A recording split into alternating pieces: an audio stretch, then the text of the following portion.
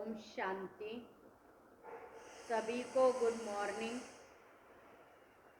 आज की मुरली की तारीख है 5। शिव भगवानुवाच, मीठे बच्चे अमृत बेले उठ, बाप की याद का घूंट रोज डालो, तो आत्मरूपी ज्योति सदा जगी रहेगी। प्रश्न, कौन सा एक कर्तव्य बच्चों का है, बाप का नहीं है?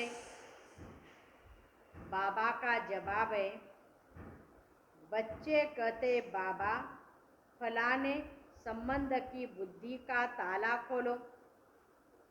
बाबा कहते ये धंधा मेरा नहीं है, ये तुम बच्चों का कर्तव्य है। तुम्हारी बुद्धि का ताला खुला है तो तुम औरों का भी ताला खोल स्वर्ग में ले चलने के लायक बनाओ, अर्थात सबको मुक्ति और जीवन मुक्ति की राह बताओ। आज का गीत है, जाग सजनिया जाग, अब नए युग आया कि आया। ओम शांति। तुम जगे हुए बच्चे बैठे हो, फिर औरों को भी जगाना है, अज्ञान नींद से जगाना है। तुम जागे हो सो भी नंबरवार, क्योंकि घड़ी घड़ी भूल जाते हो। जगाने वाला कहता है सजनिया तुम भूल न जाओ, याद का ग्रुप है ना। मनुष्य मरते तो दिया में ग्रुप डालते रहते कि दिया बुझ न जाए। बाप कहते बच्चे याद करते रहो। ये याद करने के लिए, ग्रुप डालने के लिए सवेरे का टाइम बहुत अच्छा है। सवेरे याद करो, वो याद बहुत समय कायम रहेगी। तुम्हारा दिया बुझा हुआ है, अब याद से अपना दिया जगाते रहो। तुम्हारा दिया जगता रहता है, सतयुग से त्रेता तक जगता रहेगा। इसको दीपमाला कहते हैं। दीपमाला और रुद्रमाला एक ही बात है। याद तो शिव बाबा को ही करना है। तुम असल में रुद्रमाला के मोती हो, अर्थात निर्वाण धाम में रहने वाले हो। उसे शिव बाबा का धाम रुद्र धाम भी कहते हैं। बच्चे जानते बाबा के पास हमें जाना है, याद से दीपक जगता रहेगा।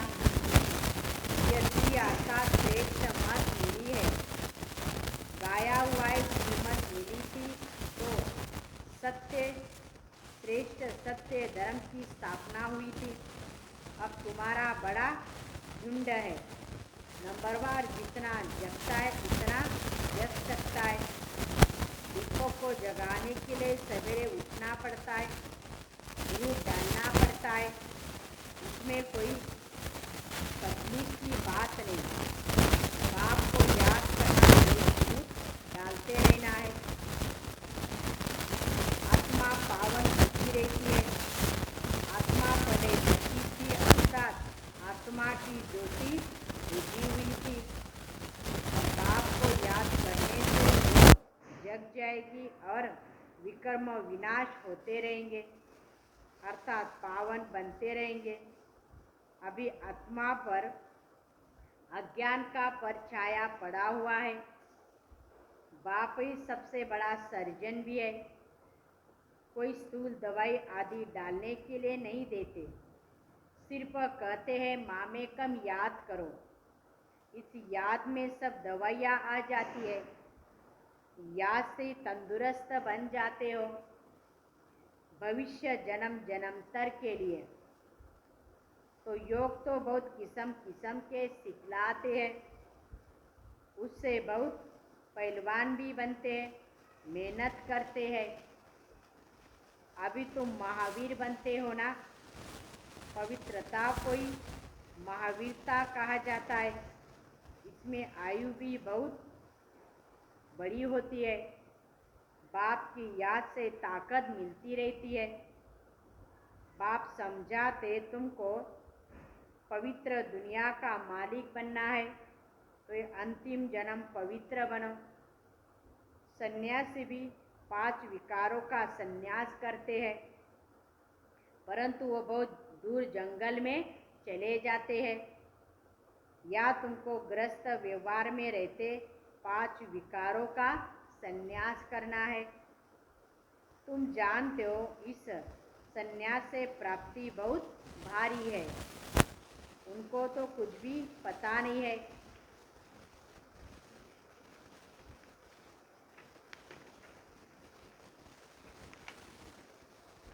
कि हमें मुक्ति मिलेगी या क्या होगा। पुनर्जन्म में तो आना ही है। तुमको तो इस मृत्यु लोक में आना ही नहीं है। तुमको आना है अमरपुरी में। फर्क हो गया ना।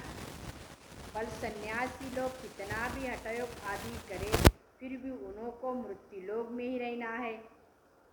तुम बच्चों को इस मृत्यु लोक से जाना है अमर लोक में। इसलिए मेहनत करनी पड़ती है। जिस मेहनत से वह डरते हैं, समझते ग्रस्त व्यवहार में रह हम योगी नहीं बन सकते। उनको ये भी कुछ पता नहीं है ना संन्यास से क्या मिलेगा। कोई एम ऑब्जेक्ट तो है ही नहीं। तुम्हारे पास है एम ऑब्जेक्ट। वो थोड़ी कहेंगे हम नई दुनिया में आएंगे। वो तो मुक्तिधाम में जाएंगे, परंतु उनको पता ही नहीं है ना। तुम तो राज्य में उच्च पद पाने के लिए पुरुषार्थ करते हो।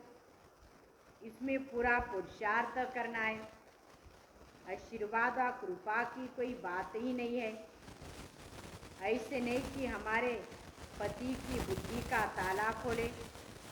आशीर्वाद करो कि हम सभी का ताला खोल देंगे। तुम बच्चों की बुद्धि का ताला खुल जाता है, फिर भी मेहनत तुमको करनी है। बाबा किसका ताला नहीं खोलता। ड्रामानुसार जिन बच्चों को शूद्र से ब्राह्मण बनना है, उन्हों को आना ही है। जिनका कलब पहले ताला खुला होगा, उनका ही खुलेगा। आज सुबह चिंतक को राय दी जाती है, तरस तो पड़ता है ना कि यह भी साहूकार बन जाए। ताला खुले तो स्वर्ग में चले जाएंगे। ये भी स्वर्ग के मालिक बन जाए। यह तुम्हारा धंधा है। उनका है हद का सन्यास, तुम्हारा है भेद का सन्यास। तुम भेद का राज्य मांगते हो, वह भेद की मुक्ति मांगते हैं। वह मुक्ति भी ऐसी है जैसे तुम्हारी जीवन मुक्ति है। हमेशा के लिए मुक्ति तो हो नहीं सकती। पुनर्जन्म तो लेना ही है। बच्चे जानते हैं तो पहले जब वहाँ से आते तो पुनर्जन्म ले, फिर भी अच्छा सतो प्रदान मिलता है। फिर रजो तमो में आ जाते हैं। तुम सबसे ऊंची बिरादरी के हो। पहले आदि सनातन देवी देवता धर्म की बिरादरी है। फिर अनेक प्रकार के धर्म के स्तंभ निकलते हैं, वह सब पीछे आने वाले हैं। तुम्हारे बुद्धि में सब बातें रहनी चाहिए। हम ब्राह्मण हैं, वह शूद्र है।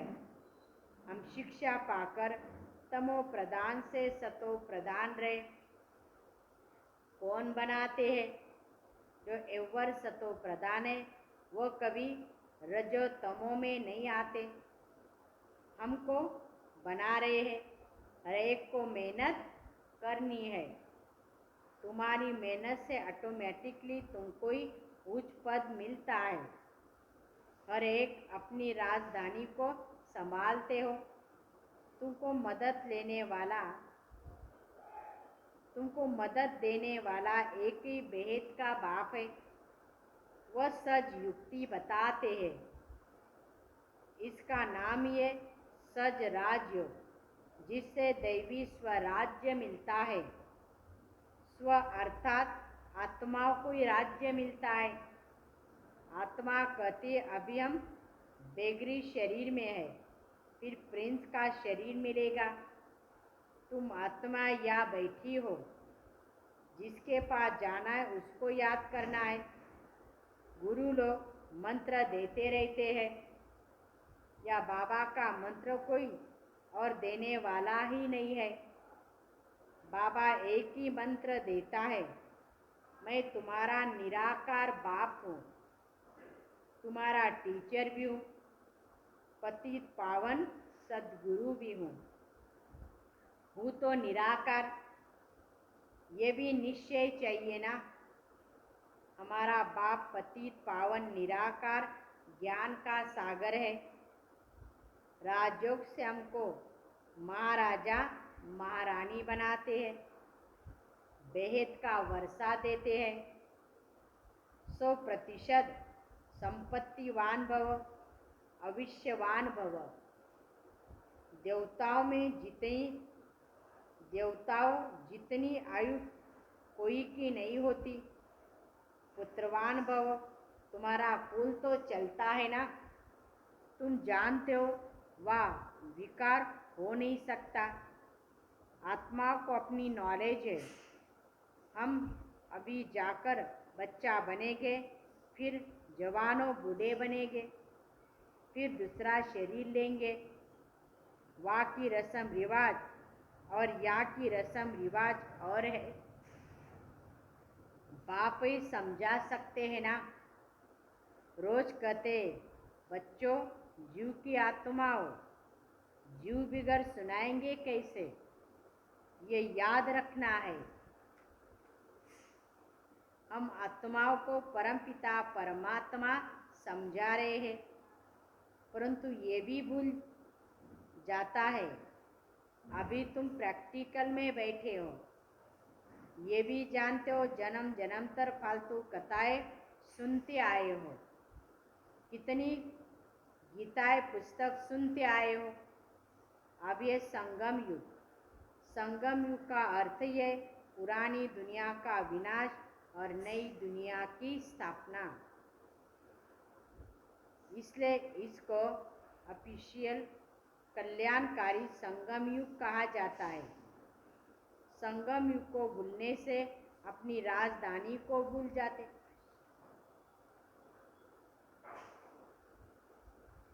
बल तुम प्रदर्शनी आदि रखते हो, फिर भी कोई के बुद्धि में बैठता नहीं। इतना जरूर है किया ईश्वर को पाने की समझानी बहुत अच्छी है, बस ये नहीं समझते कि ईश्वर पढ़ाते हैं। कोई विरले को निश्चय बैठता है, जो कहते हैं कि बराबर ठीक है। हम भी समझते पढ़ाने वाला परमपिता परमात्मा है। जैसे भीष्म पिता आदि ने पिछाड़ी में माना कि परमात्मा इन्हों को पढ़ाते हैं, पिछाड़ी में ज्ञान आएगा।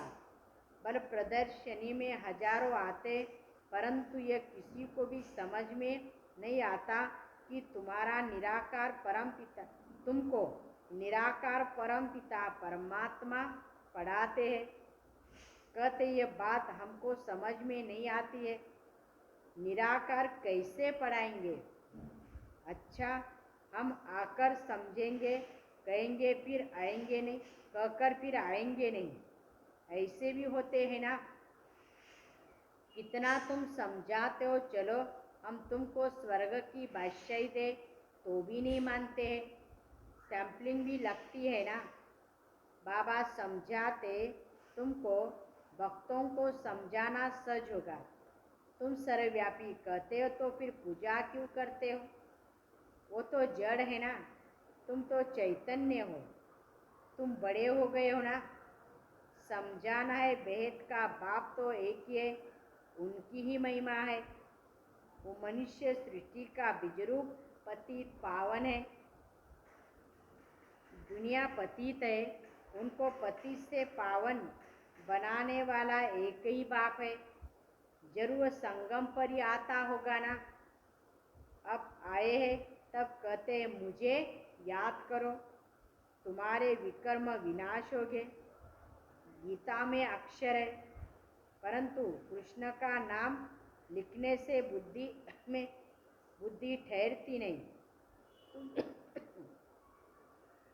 तुम जानते हो ये ज्ञान बहुत सहज, परंतु विघ्न पड़ते रहते हैं। मित्र संबंधी आदि ये सब विघ्न डालेंगे हमको, हम उनको इस तरफ खींचते हैं, वो फिर उस तरफ खींचते हैं। बड़ी जंजीर है ना। बाबा समझाते रहते हैं ये कैसा हो सकता है। शिव बाबा तो ज्ञान का सागर, सुखों का सागर है, कुछ तो किया होगा ना। स्वर्ग स्थापन करने वाला है, सिर्फ कहता हूँ मेरे को याद करो। कृष्ण तो ऐसा कभी कह न सके। समझाने के लिए बड़ी मेहनत चाहिए, थकना नहीं है। बहुतों से मेहनत पहुँचती नहीं है, बहाने बहुत लगाते हैं। बाबा कोई तकलीफ तो नहीं देते हैं ना। पर बच्चों को संभालो, भोजन बनाओ, सिर्फ शिव बाबा की याद में रहो।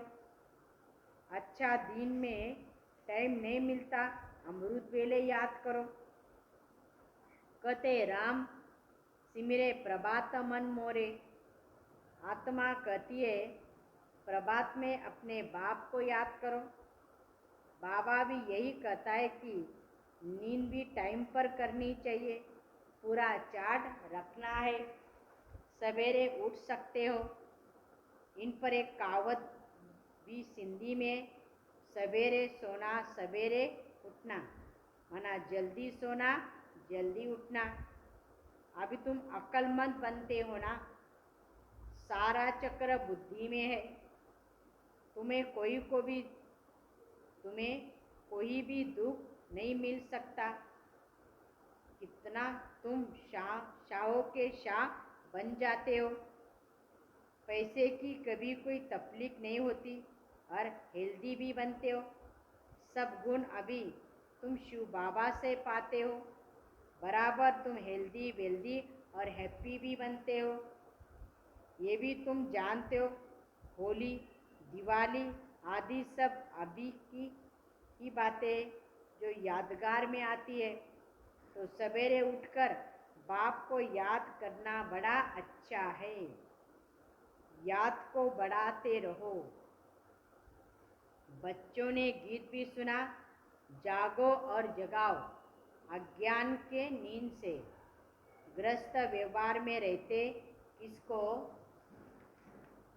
बाप का परिचय दो, वो फिर लिखे भी तो शिव बाबा फलाने द्वारा हम आपको जान गए हैं।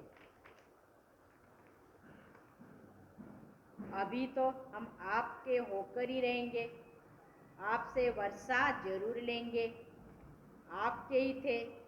ऐसी चिट्ठी आवे तब सर्विस का सबूत मिले।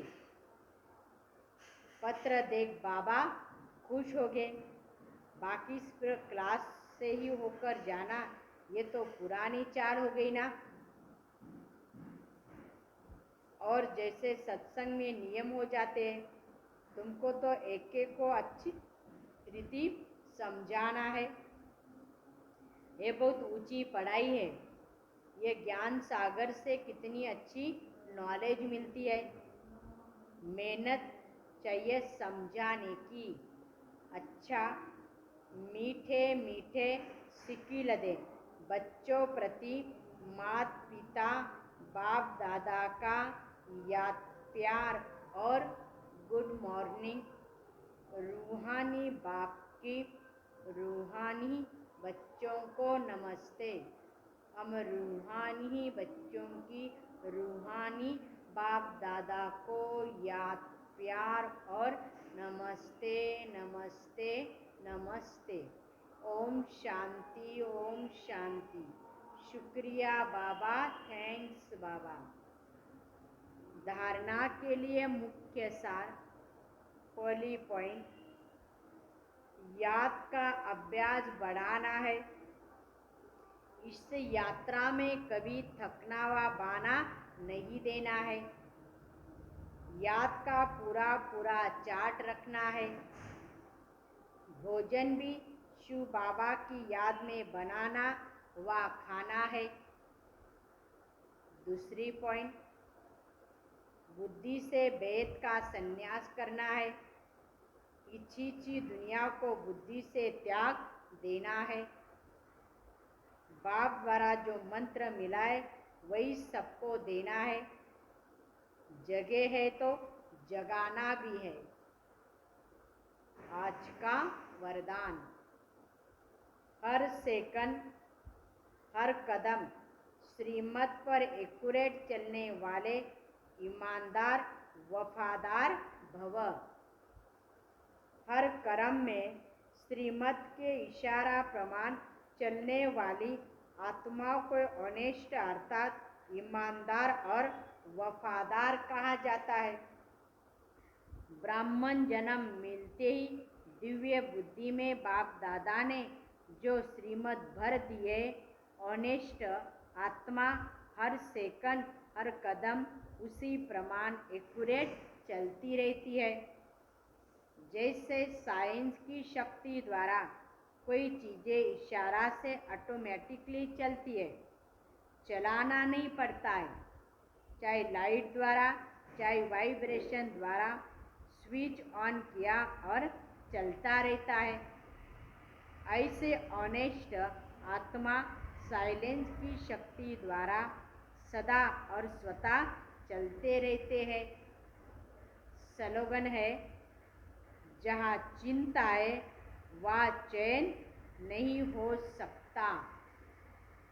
जहाँ चिंता है वहाँ चैन नहीं हो सकता।